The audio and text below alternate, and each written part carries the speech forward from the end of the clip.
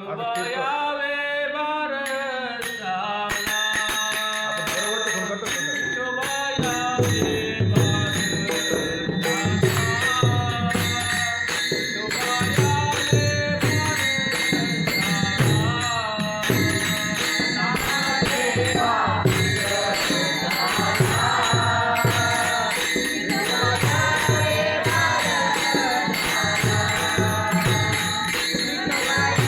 Yeah.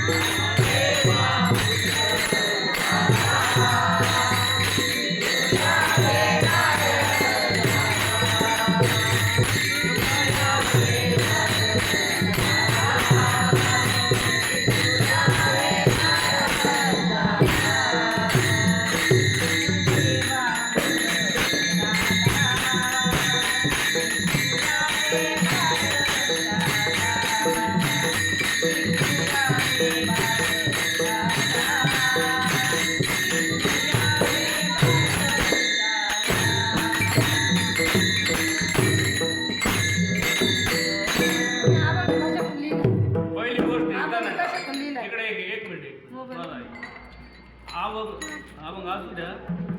अभंग म्हणताना सांप्रदायिक म्हणायचं बरं का, पहिली गोष्ट.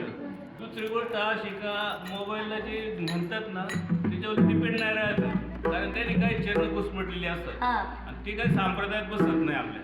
मग संप्रदायातले जी मालिका जी आहे ना त्या मालिकेमध्ये आपण त्याचा पूर्णपणे विचार करूनच म्हणजे अभंग म्हणायचं. कधी मालिकेमध्ये अभंग आहे का, याच्यात कुठले चरण वाढाव झाल्यात का, कमी आहेत का, याचा अंदाज घ्यायचा. मालिकेप्रमाणेच अभंग म्हणायचं.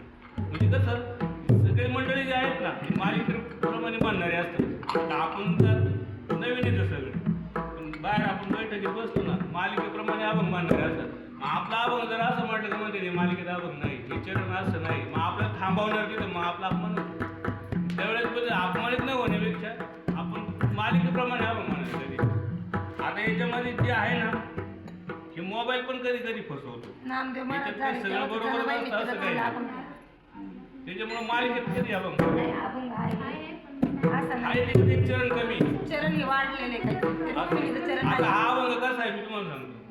नामदेवा पुत्र झाला विठोबा यावे बारशाला. याचं ध्रुपद जे आहे ना साडी चोळी राधाईला आणि आंगडे टोपडे बाळाला साडी चोळी राधाईला.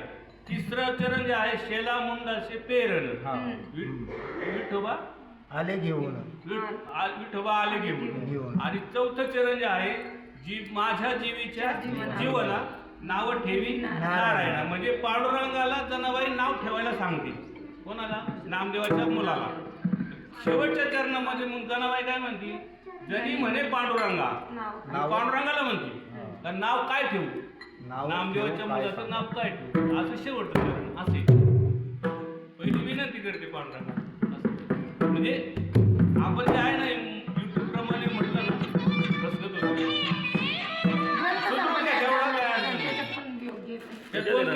चरण आहे ना कुंकवाचं वाण बिन काय आहे बाईने केलं होतं. काय तुम्ही युट्यूब मधून घेतलं का?